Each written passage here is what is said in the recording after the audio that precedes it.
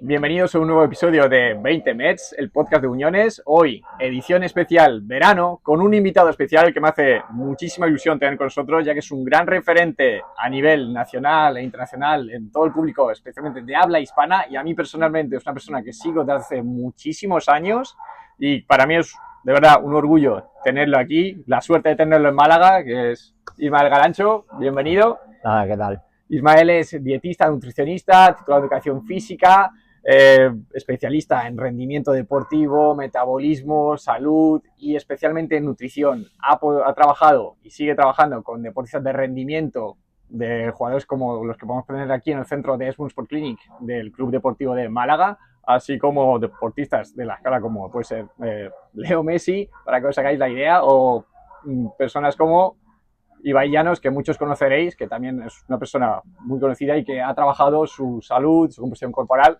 con la ayuda de Ismael, y lo tenemos hoy la suerte de tenerlo aquí para poder hablar especialmente sobre la importancia de la masa muscular en el proceso oncológico. Bienvenido, Ismael. Muchas gracias por estar aquí. Nada, decir que muchas gracias a ti por la invitación. No sabía que me seguías desde hace tanto tiempo. A tope, súper fan. Muchas gracias a nivel personal también. Y nada, contento de poder estar aquí un rato charlando contigo. En este caso no vamos a hablar de temas de rendimiento deportivo ni de nutrición deportiva, sino que vamos a hablar de una parte clínica a la cual también me enfoco y algo tan especial por aquello que conlleva, que es, ¿no?, el paciente oncológico. Eso es. Desde la unidad oncológica de Uniones se nos plantean muchas dudas respecto a la importancia y la diferencia entre el porcentaje de grasa, la masa muscular y el peso, y es algo que me gustaría preguntarte directamente: ¿qué relevancia tiene? Es una pregunta, aunque no me parezca muy corta, pero que abarca muchísimo. Vamos a intentar hacerlo lo más sencilla posible. La importancia de la masa muscular en el proceso oncológico en una persona que esté pasando por un cáncer. Pues sí, es una pregunta corta, pero bastante amplia, que bueno, vamos a intentar matizar. El problema es que todavía a día de hoy la gente de a pie, la que no se dedica a esto, o que no, como nosotros, que no investiga, que no, pues sigue considerando, cuando le dice la palabra músculo, pues sigue pensando en algo estético, ¿no? Sí. Algo que está en nuestro cuerpo y que depende de ese músculo, pues que te veas mejor o peor delante del espejo. Sin embargo, bueno, pues desde hace ya muchas décadas sabemos que el tejido muscular cumple unas funciones muy relevantes, más allá del movimiento, más allá de ser protector estructural y demás, sino que el músculo, pues bueno, es un tejido altamente metabólico y que, por ejemplo, en el proceso oncológico, pues supone una reserva funcional bastante importante, ¿no? Perder masa muscular en cualquier condición, especialmente en el proceso oncológico, es algo que tenemos que intentar, en la medida que podamos, prevenir a toda costa. ¿Por qué? No solamente porque perder masa muscular hace, bueno, pues que aumente la fatiga, que empeore la autonomía, que aumente la fragilidad, ¿no? Y todo esto empeore la propia condición física y calidad de vida del paciente, sino que como digo, el tejido muscular cumple un rol importante, por ejemplo, como órgano endocrino, sí, como órgano metabólico, regula una cantidad importante de funciones. De hecho, emite una serie de péptidos barra hormonas, ¿no?, que tienen funciones en todo el cuerpo, que, por ejemplo, ayudan a regular la inflamación que se produce en el cáncer, o incluso algunas de estas sustancias que se llaman mioquinas, que son esas pequeñas sustancias que libera el músculo cuando se contrae, ejercen acciones directamente sobre el tumor, ¿no? Se ha descubierto, ¿no?, que la oncostatina, el SPART, decorina, interleuquina 6, cuando es emitida por el músculo, que es antiinflamatoria, pues puede incluso ejercer acciones positivas directamente sobre el tumor, ¿no?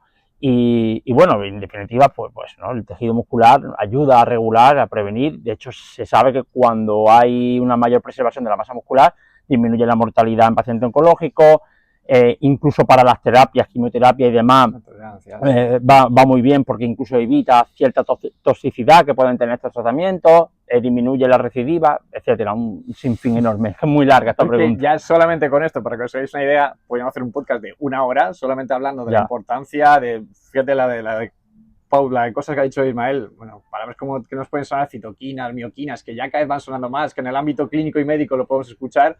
Y para que os hagáis una idea, nuestro músculo, cuando se contrae, funciona casi como una farmacia, liberando muchísimas sustancias en nuestro organismo que nos ayudan a nivel inmunológico, metabólico. En fin, es muy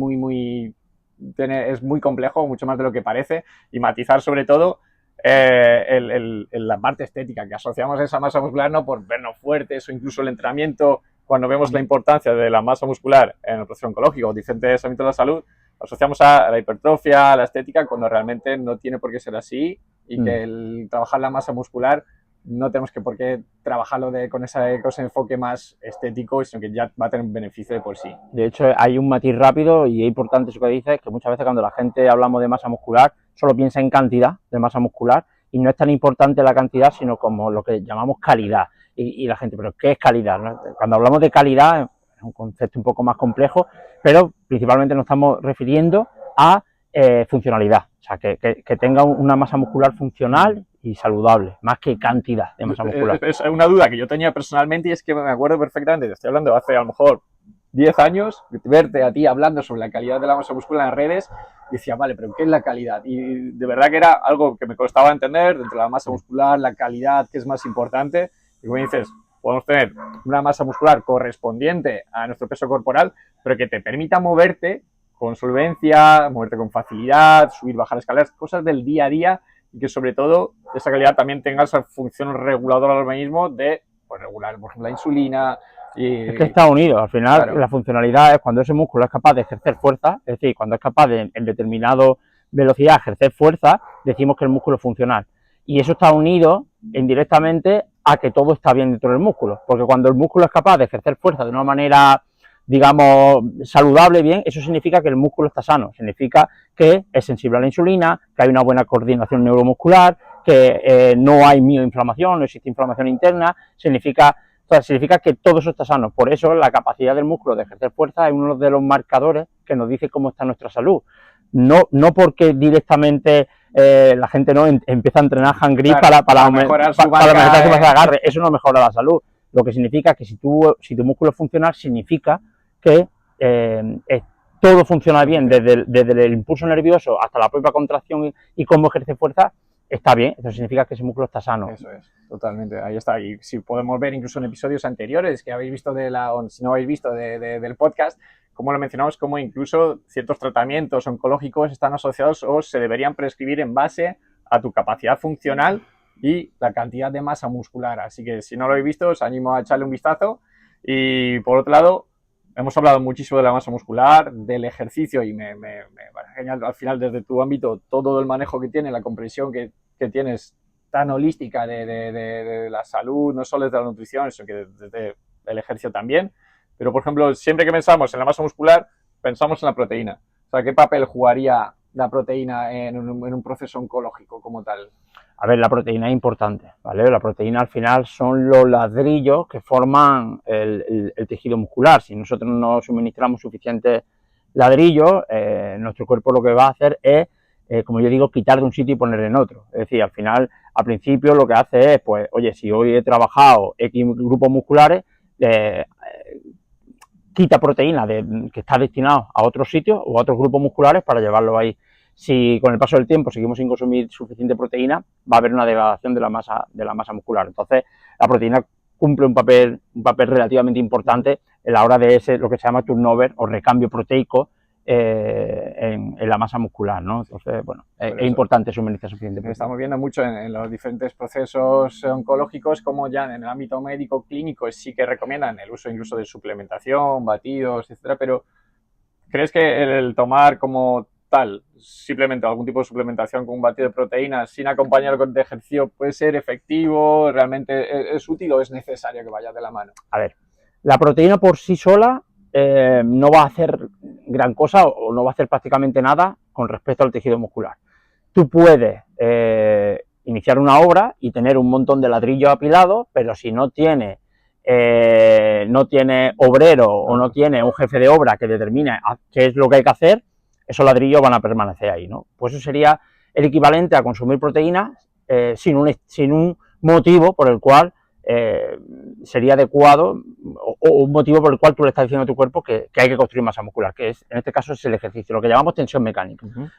El músculo cuando detecta tensión mecánica, que esto se hace mediante el ejercicio, básicamente le está diciendo a tu cuerpo, es como, oye, aquí nos está sometiendo a carga, por lo tanto, tenemos que destinar recursos, en este caso aminoácidos, a estos músculos que están trabajando, ¿no? Entonces, ahí es cuando se inicia el chispazo de sintetizar proteína para regenerar el tejido muscular. Como digo, La proteína es importante, pero mucho menos importante que lo que sería la tensión mecánica. Proteína sin tensión mecánica, es decir, proteína sin un ejercicio adecuado para preservar o aumentar la masa muscular, no tiene sentido. Necesitan ir de la mano para que ese músculo solicite o necesita esa proteína para mantener la masa muscular o aumentarla, sí que necesita ese estresor, que es en este caso el ejercicio. Exacto. O sea que es un complemento que está genial, posible por preservar simplemente la masa muscular, tomar la proteína, pero sabemos que no es eficiente y que debería ir acompañado del ejercicio siempre. Es algo que creo que tenemos que insistir muchísimo, que la alimentación, por un lado, es súper importante, el ejercicio también, pero no hay una cosa más importante que la otra, que es... No, y en este caso es más importante el ejercicio. O sea, si hablamos de masa muscular, las dos cosas son importantes, pero si te tienes que quedar con una cosa, te quedas con el ejercicio. El tema de la proteína, bueno, también el matiz que has dicho antes, cuando hablamos de proteína en general en la comida. Suplementarte o no con proteína en polvo va a depender de con qué facilidad llegas tú a la cantidad que necesitas de proteína al día. Claro. Y no te va a dar ningún plus extra.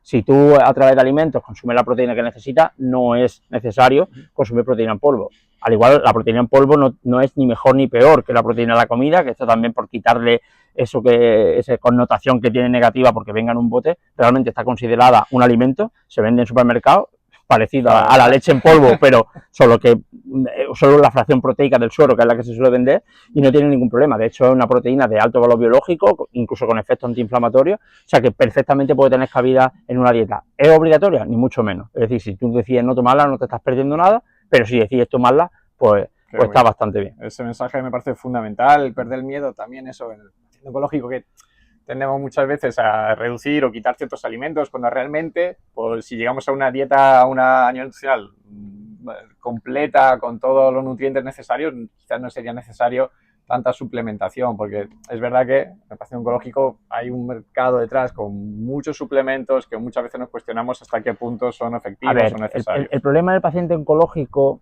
es que a veces, pues tú sabes que cursa con anorexia inducida por la enfermedad, es decir, pérdida de apetito, que cursa con náuseas, con problemas. Entonces es verdad que en estos pacientes es muy fácil es muy fácil usar estos suplementos para llegar a la proteína diaria. Entonces es verdad que puede ser que tiene un uso bastante aplicable a oncología. Ahora no es obligatorio, claro, ni mucho menos. Entonces es que siempre con la suplementación es como una doble vara de medir. Es decir, por un lado, decir, oye, no son imprescindibles los suplementos, en este caso no te va a aportar nada más que no te aporte los alimentos, pero tampoco es malo, es decir, tomarlo. Es más, si es algo cómodo, en este caso, debido a lo que estamos hablando, pues puede venir bien, adelante. Podemos comparar quizás la alimentación, como decías antes, entre esos albañiles que ponen ladrillos con los suplementos, puede ser el Pladur, que es un poco más fácil, una variante, una otra opción de complementar o de construir de forma más sencilla, que es perfectamente válida, pero al final si podemos basarnos en una alimentación real, pues sería genial. Y más teniendo en cuenta que nos encontramos muchas personas muy preocupadas por esos ciertos alimentos que quieren evitar o tienen miedo de tomar, incluyen ayunos incluso prolongados en procesos oncológicos, y ahí nos cuesta mucho desmitificar, por un lado, sobre todo cuando entrenan con nosotros, que no tengan miedo quizás a esos carbohidratos para venir a entrenar con suficiente energía, o incluso no recomendar cierto periodo de ayuno prolongados en ciertos momentos, que sabemos que tiene beneficio, pero hay que verlo. Es complicado, ¿vale? Primero porque cuando hablamos de una patología como el cáncer, no es una patología, se abre un abanico enorme, ¿no? Y cada persona es un mundo. Entonces, ojo con los mitos y desinformación que hay en estos temas, porque el ayuno, bueno, hay estudios en los que se ve que el ayuno puede favorecer, por ejemplo, el tratamiento con quimioterapia, pero por otro lado puede empeorar muchas cosas, entre ellas la caquexia, ¿no? Que es la pérdida de masa muscular acompañada o no de tejido graso, que puede representar hasta el 30% de las muertes de pacientes con cáncer y se puede ver agravada cuando hay un ayuno. De hecho, ya estamos hablando de un paciente oncológico que tiene un metabolismo elevado, que tiene hipercatabolismo, un aumento excesivo de autofagia, ubiquitinación proteosómica y demás, que lleva a pérdida de masa muscular. Cuanto más, si somete a ayuno a una persona que a veces justo estamos tratando la pérdida de masa muscular, le somete a ayuno cuando lo que estamos buscando es el aumento de la ingesta calórica, puede ser justo todo lo contrario. Entonces, ojo con estas cosas que se dicen por ahí y con estas generalidades, porque esto va a depender del paciente, en qué estado esté, son muchas cosas. Quería llegar a este punto, que es la caquexia, que es un término que quizás muchos no conocéis, es la pérdida de peso o ya específicamente de masa muscular asociada a un proceso oncológico, que en nuestro cuerpo de por sí ya tendemos a perder masa muscular por la propia edad, por el paso del tiempo, pero el paciente oncológico es mayor asociado tanto al estado catabólico del entorno tumoral de por sí y más con los tratamientos oncológicos. Y es verdad que la caquexia pues, es uno de los factores de riesgo principales de mortalidad. O sea, en el momento que detectamos que una persona está perdiendo peso de forma muy significativa, ahí el abordaje, nosotros, por ejemplo, tenemos claro que ciertas fases del tratamiento, del entrenamiento, pues, no podemos pedirle más a la persona que mantenga esa masa muscular o intente mantener los niveles de fuerza, pero si nos encontramos una persona en una situación caquéxica, no sé si desde el punto de vista de la nutrición, qué tipo de abordajes hay, si hay algún tipo de... Sí, a ver, lo primero es intentar prevenir a la medida que se pueda, ¿vale? Habrá veces en las que por mucho que haga, va a haber pérdida de masa muscular, pero en vez de que haya esta pérdida de masa muscular, mejor que haya esta. Es decir, siempre minimizar el impacto. Y a veces se podrá conseguir. Esto es que es muy variable, claro. Tú sabes, porque hay muchas personas, muchos tipos diferentes de cáncer, estadios, fases, ¿vale? Pero bueno, tenemos que intentar minimizarlo. Por eso, lo primero de todo, una de las cosas fundamentales desde el punto de vista nutricional es evitar la baja disponibilidad energética. Es decir, intentar que esta persona, que como hemos dicho antes, a veces suelen cursar con náuseas, problemas intestinales y tal, o pérdida de apetito inducida por la enfermedad, bueno, pues intentar que llegue a las calorías que tiene que llegar, ¿vale? Además, el metabolismo de una persona con cáncer, depende del tipo de cáncer, está alterado. De hecho, está aumentado. Cuando hay una sobreactivación del sistema inmune o el propio proceso tumoral, aumenta las calorías. Incluso puede aumentar hasta 500 calorías al día o más, simplemente por la propia sobreactivación del sistema inmune. Es decir, tu cuerpo necesita energía, el sistema inmunológico necesita energía y aumenta las calorías. Entonces, en un metabolismo que está aumentado y además en un contexto hipercatabólico, como hemos dicho antes, es decir, donde se tiende a perder masa muscular y además que suelen cursar con una cosa que se llama resistencia anabólica. La resistencia anabólica, para que se entienda, es como que el músculo se vuelve sordo, ¿no? A la llegada de proteínas, se vuelve sordo, es como que le cuesta más superar el umbral para que entonces todo ese entorno promueve la caquexia. Entonces, punto número 1, intentar consumir las calorías totales que necesitamos. Punto número 2, intentar consumir la proteína que necesitamos. Y no solo consumir la proteína que necesitamos, sino que a la contra que una persona sana, es mucho más importante en el paciente oncológico cómo la distribuimos a lo largo del día. Donde un paciente sano que busca, por ejemplo, hipertrofia muscular, aumento de la masa muscular, cómo distribuye la proteína a lo largo del día no es tan importante, sino que lo importante es que llegue a la cantidad total, ¿vale? De hecho, llegar a la cantidad total de proteína ya está haciendo un 9/10 de todo lo que tienes que hacer con respecto a la proteína. Cómo la distribuye es muchísimo menos importante, en algún estudio cero importante, ¿vale? Por mucho que digan después de entrenar, sí, ventana anabólica, tómala justo después de entrenar. Realmente hoy día sabemos que no es tan importante. En el paciente oncológico no. En el paciente adulto mayor, anciano, y en el paciente oncológico, sea adulto mayor o no, no. ¿Por qué? Pues porque tienen resistencia anabólica. Esto significa que tú, cómo distribuyes la proteína del día, sí tiene un impacto significativo. Donde una persona sana estimula la síntesis proteica muscular, es decir, los procesos que llevan a la regeneración del músculo, lo consiguen con 20-25 gramos de proteína en una sola ingesta. Las personas con resistencia anabólica no, tienen que estar por encima de 30 o incluso 35. Por lo tanto, es mucho más interesante en el paciente oncológico obviamente llegar a la cantidad total de proteína, pero luego hacer menos comida al día, pero que estas tengan una cantidad más alta de proteína para romper la barrera de la resistencia anabólica, y esto está documentado en la evidencia científica. Yo siempre recomiendo al menos 35 gramos de proteína, en vez de hacer X comida, pues hago menos, pero que sea más alta en proteína, ¿no? Eso sería el punto número 2, y luego, bueno, evidentemente a nivel nutricional, pues micronutrientes, calidad de comida, ácidos grasos esenciales, pero luego es fundamental, y sin esto no estamos hablando, una correcta prescripción de ejercicio físico.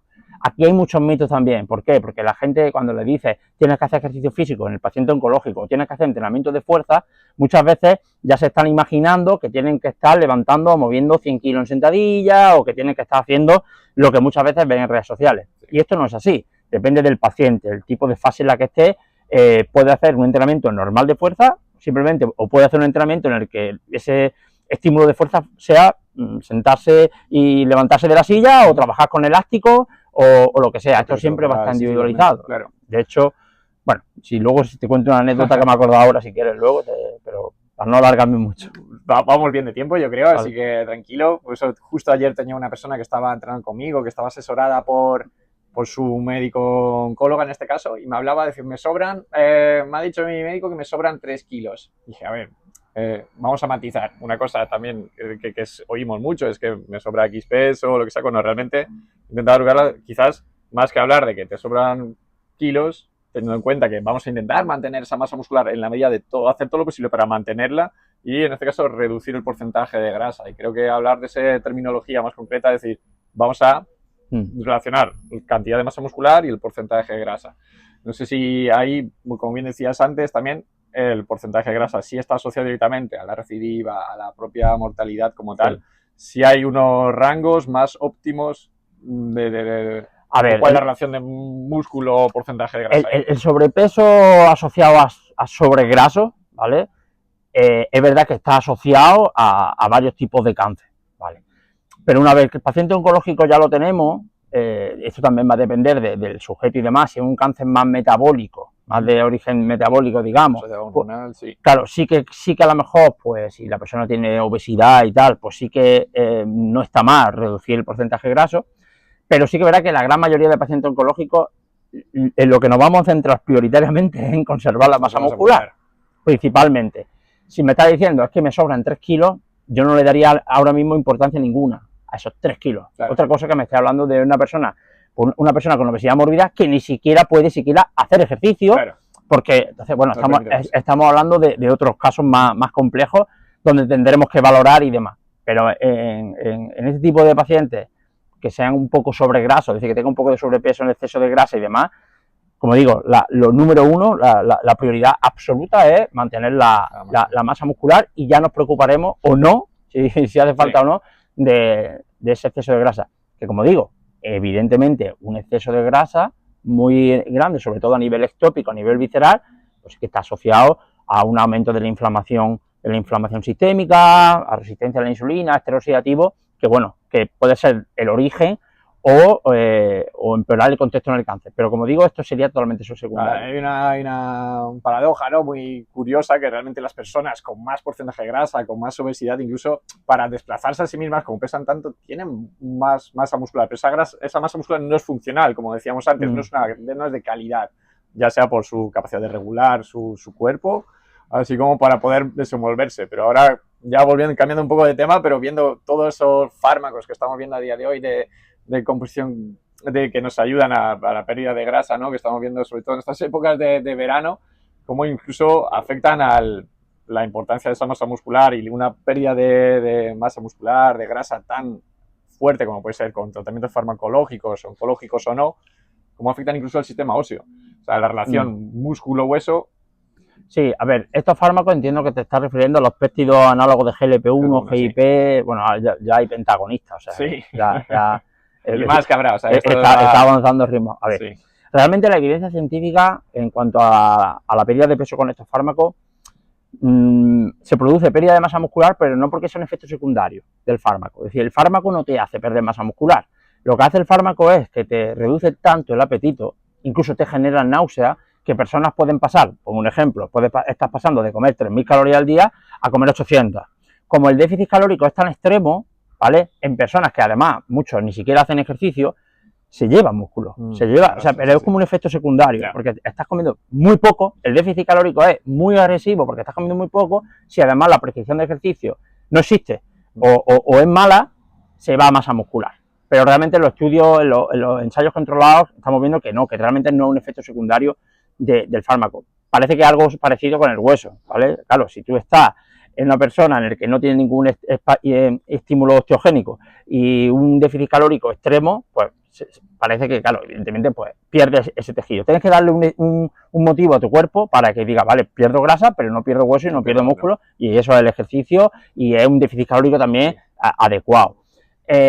Dicho esto, estos fármacos no significa que sean, es verdad que está muy bien para pacientes con obesidad crónica, resistente y demás, pero tampoco son gominolas, ¿vale? Entonces, son fármacos que tienen su uso y su prescripción en ciertos pacientes, ciertos contextos, pero no se tienen que usar como una medida de estética o de voy a perder 3 kilos para la boda de mi primo, que está... Porque, por un lado, son fármacos, no dejan de ser fármacos, y por otro lado, tienen efectos secundarios. A día de hoy, graves no se han detectado, hay algunos que se están siguiendo, pero tienen efectos secundarios. Entonces, hay que tener un uso responsable. Esto es un bonus total, ¿vale? Nos hemos ido un poco de la parte oncológica, pero es que es algo que aquí en Esmun especialmente lo estamos viendo. Muchas personas preguntan, y más en épocas como esta, que es verano, que quieren perder unos kilos y te recomiendan su círculo cercano o lo ven en su entorno, como este tipo de tratamiento pues están ahí y que tenemos que tener muy en cuenta. Y pues, agradecer a Ismael también que nos aporte información sobre esto, que me parece súper importante. Y un poco ya para cerrar, porque ya creo que hemos dado un buen repaso sobre la proteína, la masa muscular, el ejercicio, el porcentaje de grasa. Si llega ahora mismo una persona que le acaban de diagnosticar cáncer, no sé, como hay tantos, pero vamos a poner mama, que es un poco lo más habitual que nos solemos encontrar aquí. ¿Qué 3 cosas le dirías que tiene que priorizar para ya un poco resaltar un poco, para resumir todo lo que hemos hablado ahora? Bueno, a ver, pues primero le haría una, no sé si llamarlo terapia educativa, para explicarle que hay muchas cosas que puedo hacer. Muchas veces la gente lo que piensa es que bueno, que se acaba el mundo y que tal. No, hay muchas cosas que se pueden hacer y puede incluso estar en un estado, incluso estar mejor de salud previo estaba, que eso pasa también a veces cuando hay gente que nunca se ha cuidado o no se ha cuidado suficiente y de repente empieza a cuidarse y se descubre a sí mismo. El ejercicio es fundamental. El ejercicio es una terapia directa, ¿vale? Y es fundamental, evidentemente coayudante con el tratamiento que tenga, pero el ejercicio es fundamental. Y aquí te voy a contar la anécdota, porque además eran mujeres con cáncer de mama, que me pasó en un congreso oncológico, que bueno, yo estaba hablando de la importancia del ejercicio y bueno, y puse una diapositiva en la que explicaba, ¿no?, que la mayor parte de los beneficios del ejercicio para la salud, sea oncológico o no, está entre no hacer nada y hacer muy poquito. Sí. Ahí tiene el 70-80% de los beneficios del ejercicio. Que luego ya por encima puedes llegar al 100%, ya machacándote más, incluso que si te pasa no es saludable, ¿no? Sí.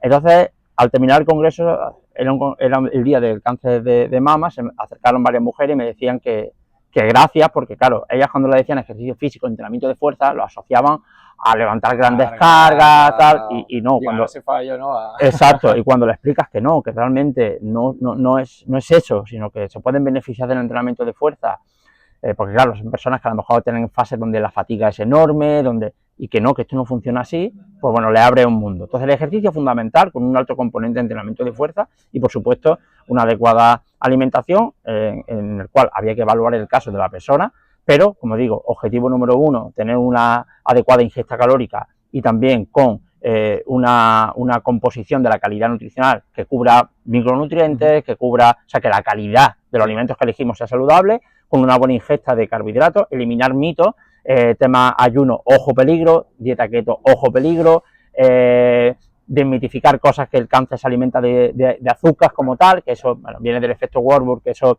no es exactamente para así. otro podcast entero también. Exacto, ácidos grasos esenciales, omega 3, todo esto, y eso por una adecuada ingesta, sobre todo también de proteínas de calidad, que puede ser tanto de origen animal saludable como de origen vegetal, y bueno, básicamente eso, ¿no? Esos 3 puntos, resumiendo, eso, a nivel educacional, romper mitos, entender el proceso en el que está y sentirse activa del proceso, de que puede hacer muchas cosas, el ejercicio inamovible, acompañado por supuesto siempre del tratamiento, y la parte nutricional con una prescripción personalizada, individualizada. Siempre.